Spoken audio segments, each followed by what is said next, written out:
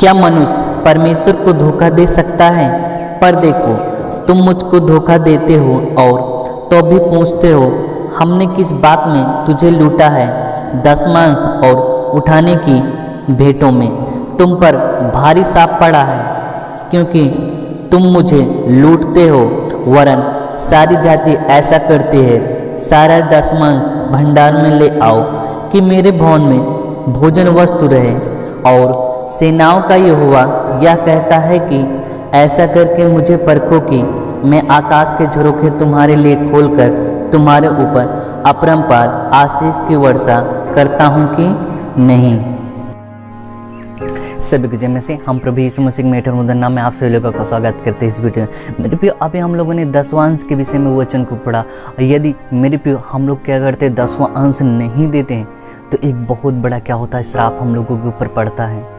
और इस श्राप के कारण शायद हम लोगों के जीवन में अशांति ही रहे या हम लोग अनंत काल का दुख भी भोग सकते हैं। क्योंकि इसी वचन से संबंधित आज हम आप लोगों को एक पास्टर की गवाही बताना चाहते हैं। एक नहीं बल्कि बहुत सारे पास्टरों ने इस दर्शन को देखा है।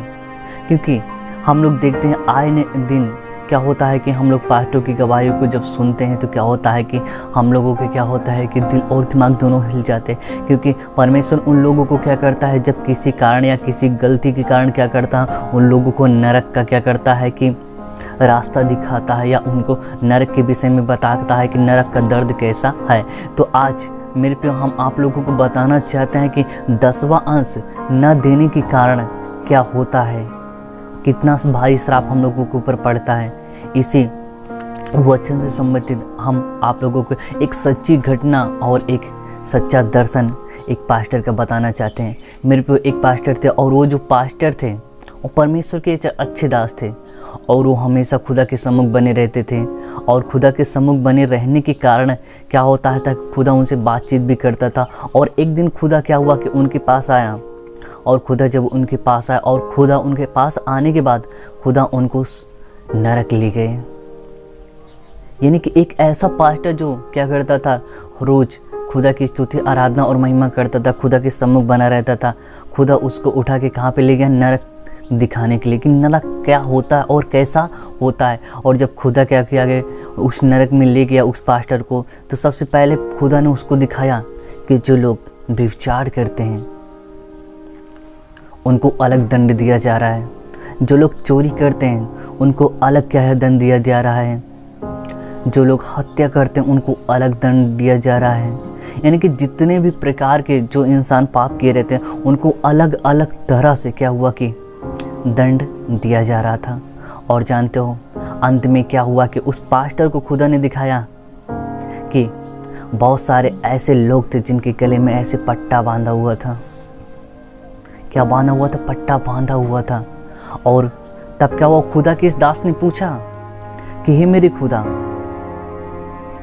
ये तो अपने लोग हैं, ये तो तुझे मानने वाले लोग हैं, ये तेरे विश्वासी लोग हैं जो तेरी स्तुति आराधना और महिमा हमेशा किया करते थे, जो हमेशा चर्चाएं करते थे, ये तो जो हमेशा उपवास किया करते थे, ये तो प्रभु तेरे लोग हैं। लेकिन इनके गले में पट्टा क्यों बांधा हुआ है? ये लोग इस आग में क्यों तड़प रहे हैं, नरक में क्यों तड़प रहे हैं?